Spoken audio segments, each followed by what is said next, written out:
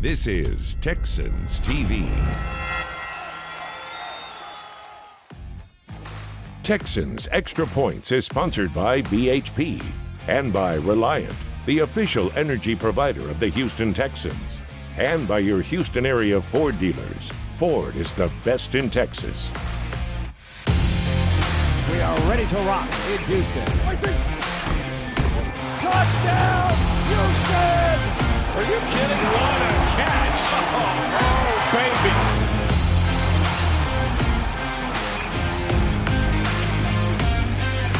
Texans Extra Points is upon us. That's right, my name's Drew Doherty, I'm your host, and we've got Wade Smith, a longtime Houston Texan, a Pro Bowler in the league. And it's good to be with you, Wade. We've got much to discuss, don't we? No question. A lot to talk about, a lot to get to, and we're looking forward to doing it. Yes, and you're the guy to talk about and talk with because we've got some offensive line things to discuss. But we start with some news of the week. And for that, we have quick hits. Davis Mills made a drastic improvement from his game in Buffalo to his game against the Patriots last week. He still wants more, and he explained, well, what he did right. A lot of it is first like managing pre-snap, making sure I'm getting the offense into the right play, and then secondly is making sure I'm out there doing my job, handling the mic points accordingly, and then going through my reads and progressions and whatever I see by rule, getting the ball to the right person. So. Head coach David Culley said that Tyrod Taylor will not be back this week, but when he does, he will be the starter. He gives us the best chance to win. I mean, he's our starting quarterback. He was our starting quarterback when he went down. He's doing an excellent job, and when he comes back, he'll still be our starting quarterback. A slew of injury updates earlier in the week. We saw the return of Nico Collins and Danny Amendola, the wide receivers. They might be able to play, they might not. And then the big news, of course, left tackle Laramie Tunsil has a problem with his thumb. I mean, the guy is special. You know, he's been playing at a high level since the moment that he stepped into this league. But like you said, like I just said, with the next man up, when your number's called, being ready, we'll be ready for that. The opponent on tap is the Indianapolis Colts. Texans taking them on at Lucas Oil Stadium on Sunday, noon kickoff. And the players explain who these Colts actually are. The game plan is to play the defense. Play the system that they run. They play a lot more Philadelphia plays with Carson Wentz being there than they did in years past. And we're just going to play, our keys. I don't think that T.Y. will be a big emphasis, and I'm saying that knowing that T.Y. has notoriously done well against the Texans, but it is a different defensive system. All right, those are a few tidbits of news from the Texans this week. Wade Smith, the guest. Let's talk about Davis Mills. Earlier, before that Patriots game, he said, I've heard that you're never as good as you think you are, and you're never as bad as you think you are, or it never went as well as you think it did, and never went as poorly as you think it did.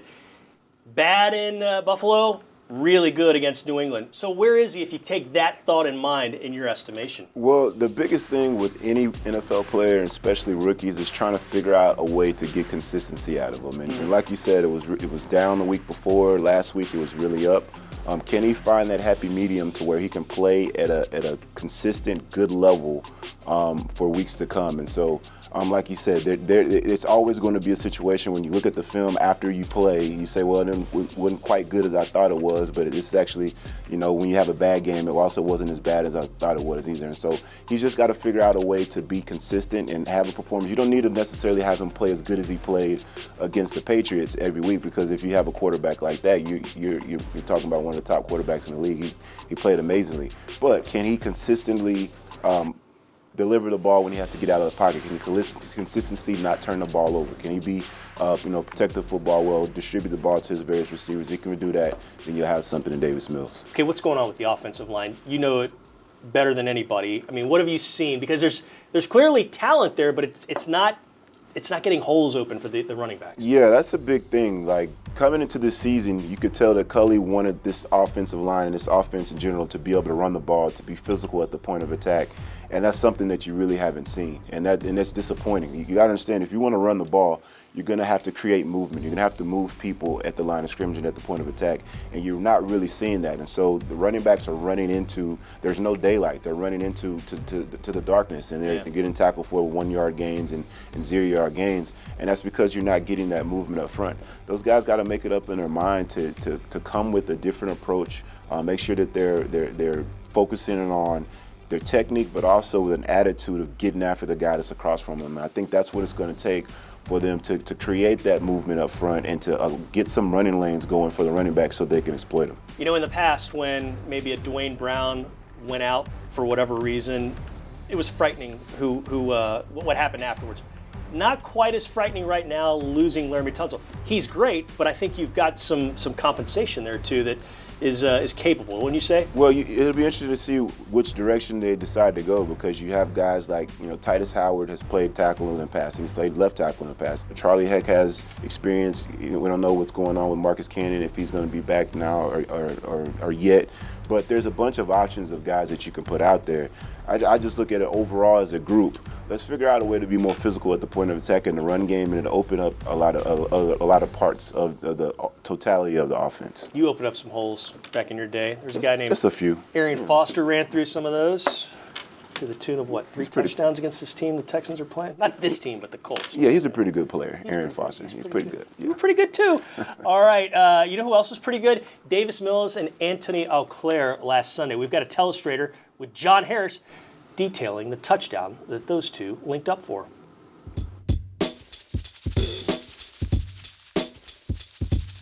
Welcome to Texans Telestrator, presented by BMW. I'm your host, John Harris, and we're going to step back and look at this game against the New England Patriots in the first touchdown, the culmination of a 10-minute plus drive. But you also see here how Tim Kelly, offensive coordinator, strung a couple of concepts together, and it really led to this touchdown throw. So let's go to our surface, presented by our friends at Microsoft, and take a look at what the Texans are facing here. This is 3rd and 1, all right?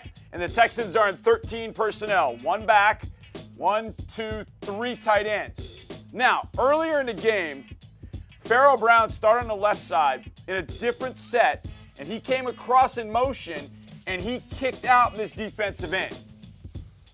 That meant run. So, in the Patriots' minds, when Pharaoh was going in motion, that's a run, and that's what helps here. And so using that play from prior to this really helped get Anthony Auclair open in the end zone. You'll see exactly what we're talking about here. Now, you're locked up in man-to-man here, and Davis knows that it's man-to-man as soon as Pharaoh goes in motion, because Duggar goes with. And Duggar is the one that gets his eyes caught in the backfield. Like, wait a second, Pharaoh's coming in motion. The last time, this was run. So I want you to watch 23. When he comes over, the first thing he does is he looks in the backfield. And so the match is off. You've got to match these 3 guys right here, and the Patriots have 1, 2, and his eyes in the backfield. And that's going to be a problem, because now you got 2 on 3. Somebody's going to be open, and in fact, 2 guys pop open. You'll see here in a second. Davis just picked, the one in the end zone. So Duggar's eyes get on Mark Ingram here, and these 3 routes are just going down the field. Akins is going to stretch here. He's going to draw that guy. Anthony then gets to the end zone, and Duggar's late. Because Duggar's late, Williams then says, hey, I got to go there too. So now you've got choices. Anthony's open, but Pharaoh's wide open. So either way, you're going to get something. You're either going to get the first down and maybe turn it up and score, or Davis is going to throw a dime, and you're going to score the touchdown then. But all of this was set up with that motion, and then Duggar messing it up by keeping his eyes in the backfield. Anthony runs right by him and then makes a great catch. And what Davis is looking at here is, hey, I can't throw this ball here because here's Williams. So they lead him that far, Williams can make a play. So what he did was he threw it away from Williams over Duggar, but it forced Auclair to have to turn around, but he did. He threw it high enough that Anthony could make the adjustment and knock that thing into the end zone. Culmination of a great drive, combining concepts, really threw off the Patriots in man coverage, and then Davis delivered a dime, and Anthony Auclair made one heck of a catch. That's the way you finish a drive.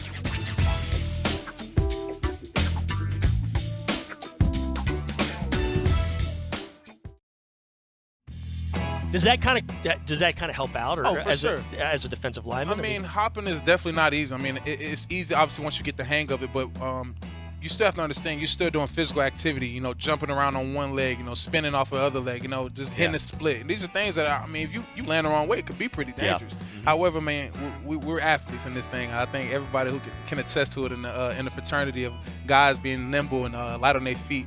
You got to be in this game. So I think overall, it's fun. It gets you obviously warmed up too. You have to warm up, or you might pull a hamstring doing a little kick or something like that. Or worse.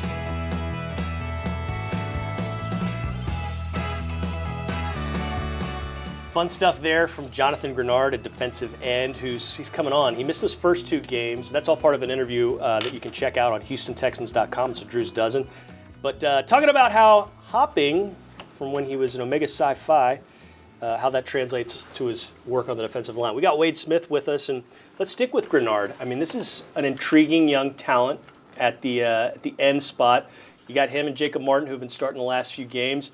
Texans have been able to kind of make things uncomfortable for opposing quarterbacks so far. What do you like? What do you want to see improve maybe in that regard? I tell you what, Jonathan Grenard, he just has a knack for being around the ball and making plays. Yeah. He wasn't a guy that when you came in from Florida in the draft where you said to yourself, oh, this guy is height, weight, speed, just going to dominate at the point of attack. But he always was a crafty guy that made plays, and it's translating to the NFL. And you can translate what you did in college to the NFL, you're on your way. And so I really like what I've seen out of him. I love his demeanor. There's been times when we've interacted with him where he didn't strike me as a rookie. He was very mature beyond his years, and so I think that's translating well for him. Jacob Martin's made some plays in the backfield as well. He's definitely a speed guy that can cause offensive tackles issues, and so basically the way this defense is set up to say the front four, these guys have to get home. They got to cause havoc in the backfield and get after quarterbacks so that the back end can cover. And that's what you've been seeing. And you want to see it more consistently, but you've seen it out of those guys that they can get after the quarterback and cause issues. And when that happens, you see the turnovers that are coming from it. And that's what you've seen with Lovie Smith and his defense since he's been here is the Texans have been able to create turnovers in ways that they haven't done in a while. Yeah, you did some of your best work at left guard. So with that in mind, how tricky is it blocking a guy like Roy Lopez, the rookie, and some of the other guys there on the inside of this Texans front? I tell you what, Lopez is a guy that plays with great leverage. He's undersized as far as height goes, but he's a stocky guy. He comes off the ball hard. He knows how to use his hands well and technique. I believe he was a wrestler. Yes, he was. And so to me, you can see it when he's playing that he has that wrestling background, that he knows how his body position is and how to get the offensive lineman off guard and out of balance. And as an offensive lineman, that's the last thing you want to do is find yourself on one leg, find yourself off balance. And so Roy Lopez does a good job of exploiting those things. Lopez is a guy that, as an offensive lineman, you got to get your hands on him and play with great technique.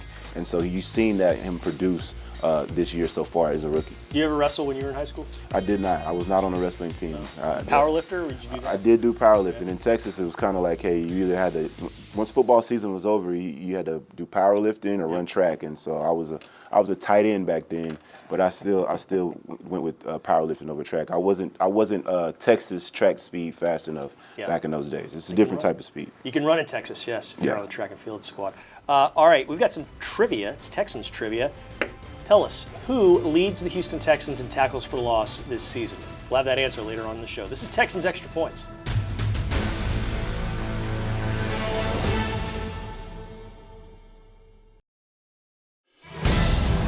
Weeden gets the snap. Weeden rolling out to the right. Hits Strong. Strong across the 5. Strong to the end zone. He dives in! The Texans take the lead!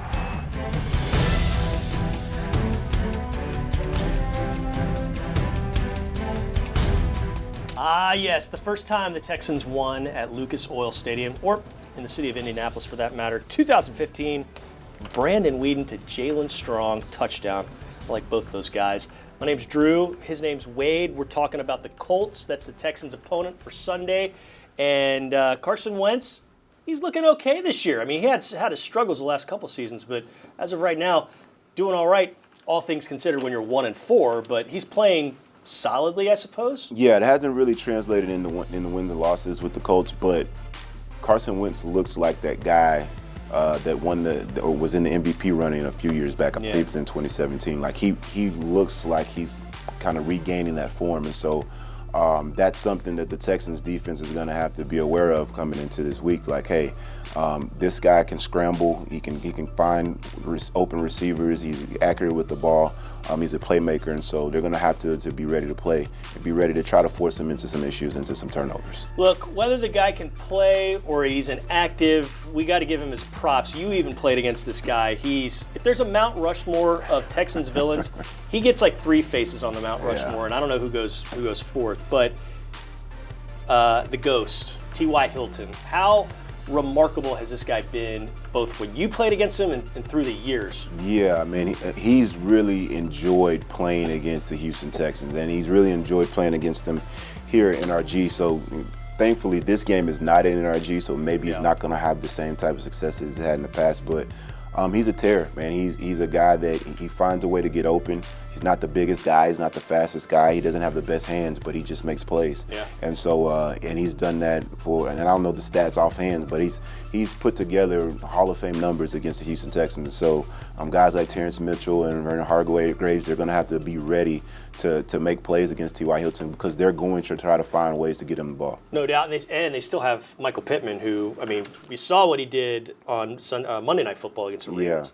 Yeah, he looked good. I mean, he's a young player. You see the size that he brings to the table. He can go up and high point the ball. Definitely a playmaker. And so the safeties are going to have to help out. Guys like Lonnie Johnson and Justin Reed and Murray, those guys are going to have to help over the top with these big-time receivers.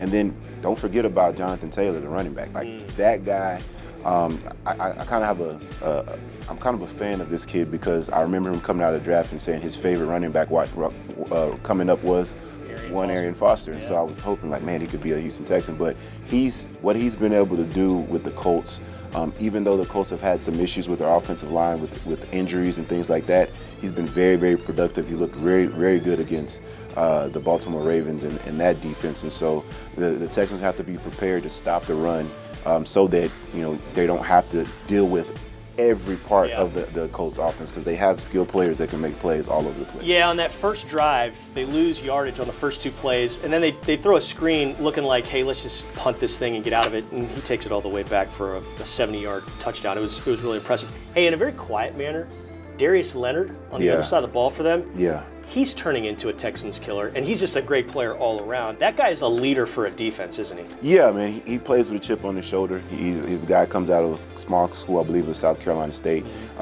He wasn't highly touted coming out, but he's had times where he's made a bunch of plays and didn't get the accolades that goes along with it. He didn't go to the Pro Bowl maybe the year that he thought he could and should have. Right. And so he plays with that chip on his shoulder each and every day. He's a leader, like you said. They rally around him, and he's their big-time playmaker. And so the Texans are going to have a couple of sets of eyes on him at all times. He does very well stopping the run. He also is good in pass coverage, and so he can make plays that way as well. He sure can. All right, time now for Texans to watch for Sunday. We asked you, and we're going to have your answer in just a little bit, but we'll start out. Who are you keeping your eyes on? Big guy that I'm keeping my eyes on is Davis Mills. Yep. Like, Davis Mills is a guy that you saw what happened 2 weeks ago, and then you saw what happened this past week. And so if we can get anything close to what you saw against the Patriots, against the Colts, the Texans will have every opportunity to win this game. They had every opportunity to win the game last week against the Patriots. I'm looking for Davis Mills to show some consistency at the quarterback spot and maybe cause a little bit of a controversy of, hey, when Tyrod Taylor comes back, maybe this young guy's playing at such a high level, you keep him in there. It's a great problem to have if that problem indeed comes to fruition. I'm going to go on the other side of the ball with Justin Reed.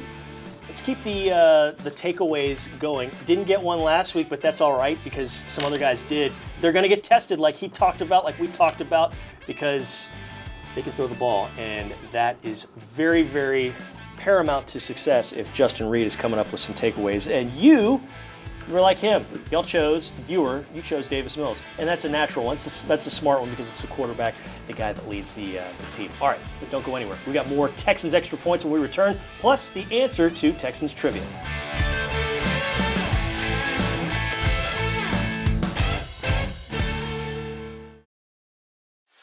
Texans Extra Points has been sponsored by BHP, by Reliant, the official energy provider of the Houston Texans, and by Cigna, together all the way.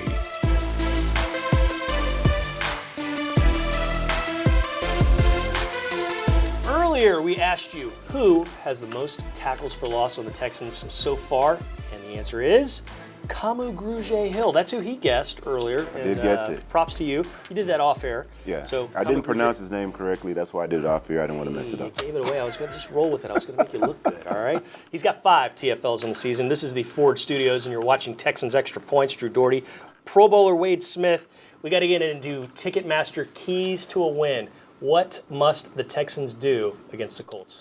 First and foremost, they have to eliminate errors. And when I talk about eliminate errors, that's all of the self-inflicted wounds that they had last week against the Patriots. That's, untimely penalties.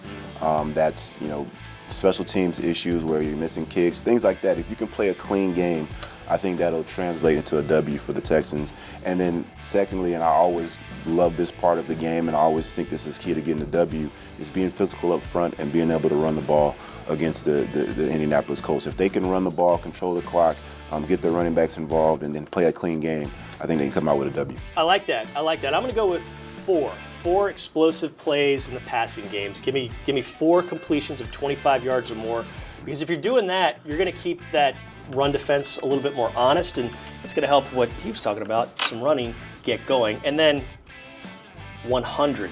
Keep Jonathan Taylor to less than 100 yards combined. Because this guy's had 3 of his 5 games, he's had 100 yards from scrimmage or more. And you can't let him break you in the pass game, break you in the run game, because if you do, it's not going to be good. So I'm going to go with that. 104, and you've got your 2. I like it. So we appreciate you watching us. This has been Texans Extra Points. We don't want to forget that you can come see a game here at NRG Stadium. So go to HoustonTexans.com/tickets and experience game day together. For Tyler Marcotte, for Mitchell Moreland, the guys putting this together behind the scene, and for Wade Smith himself, I'm Drew Doherty. We will see you next time. And until then, go Texans.